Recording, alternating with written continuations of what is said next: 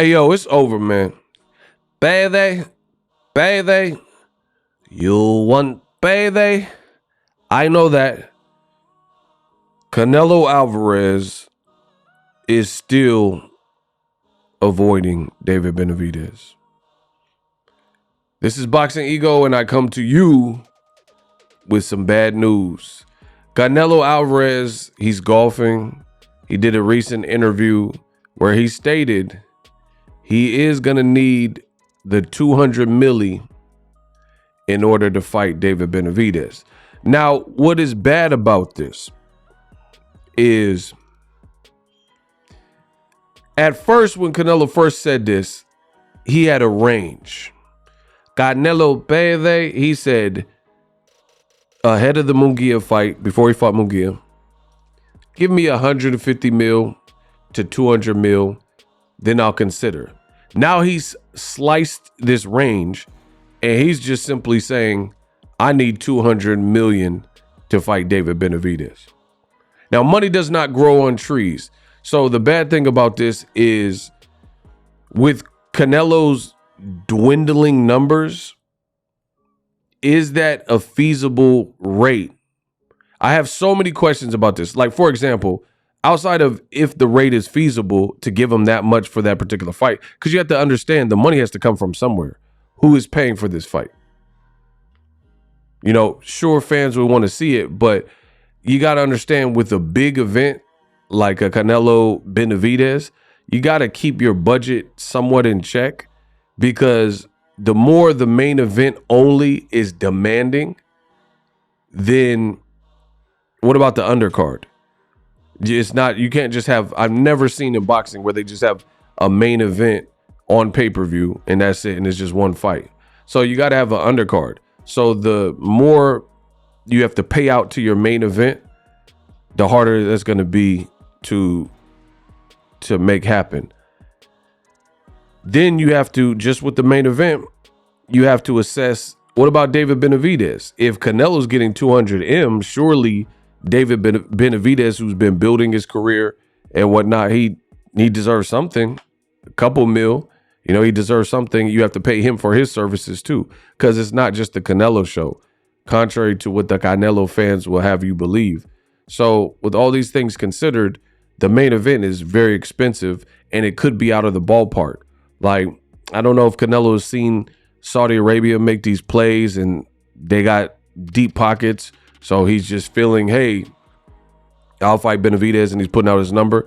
The other thing that's questionable to me, and I've been in boxing for over 10 years, is when you have a guy like Canelo, and instead of, he knows the business because he's been in it. He's been a pro fighter since the age of 15.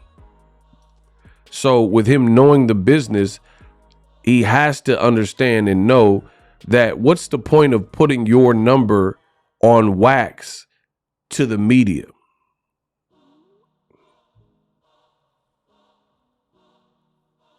Now, I understand some people don't get what I'm saying. So listen up. In my experience in this boxing game, it is better to handle your affairs, handle your business behind closed doors.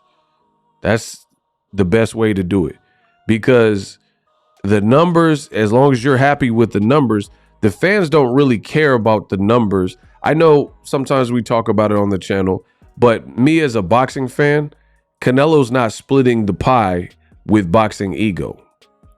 David Benavidez is not splitting his purse with Boxing Ego. So the fans should not be concerned as much with some of the things. However, I understand in modern 2024 boxing, these topics come up because, you know, we live in a social media era. People want to know everyone's business and things like that. So from time to time, I definitely talk about purses and, you know, give my opinion here and there, but I don't truly prefer to talk about that. I'm here for the boxing.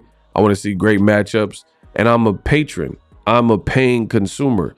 Give me a fight that I want to see and I'll pay for it. That's consumerism, right? So we don't really care how much Canelo is. If the fighters are happy, if they fought for a Big Mac and some fries, but we got the fight we want, I don't think the fans would really care. I know I wouldn't.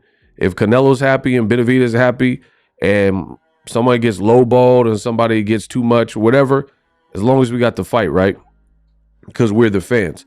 So for Canelo to publicly be putting out his number, I think is potentially problematic because it looks like almost like a way out. There's more than one way to duck a fight. You could duck a fight by asking for too much, which some people are thinking Canelo, based on his current market value, because you have to imagine when Canelo just fought Munguia, if I'm not mistaken, they were booing him when he avoided the Benavidez question. So I think Canelo's star power is kind of waning, and as a result, who knows what his true drawing power truly is. Now, yes, Canelo is a fixture in the sport of boxing. Yes, Canelo does have popularity. People show up to his weigh-ins.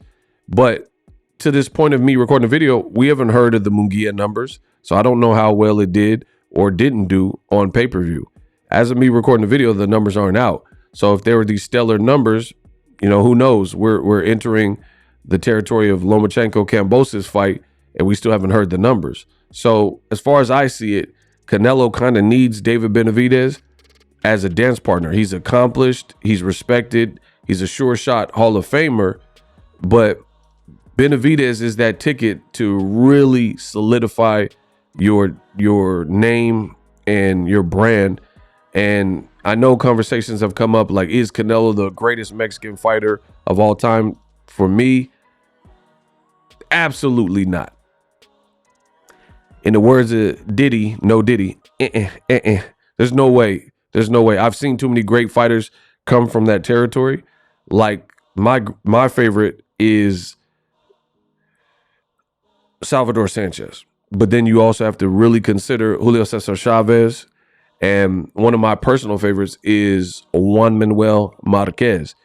The win that Marquez had over Pacquiao, Canelo still hasn't trumped that moment for me in his career, where the world at large, and especially the world of boxing, kind of came to a standstill when Manny Pacquiao, I want to, I will, just like I did Ricky Hatton and Cotto, I believe,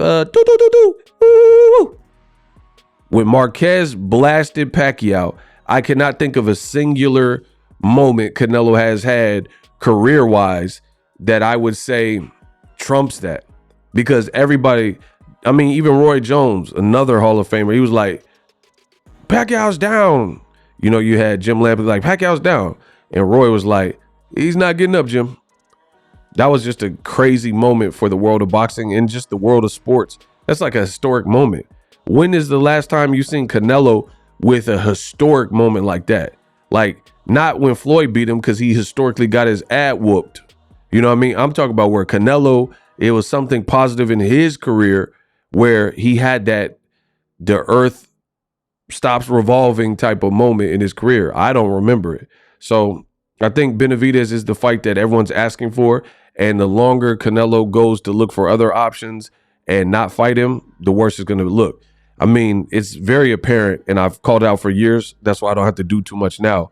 The hard work's already been done. It's like the boxer preparing for the fight, and they went to Big Bear and left it all, you know, and trained hard.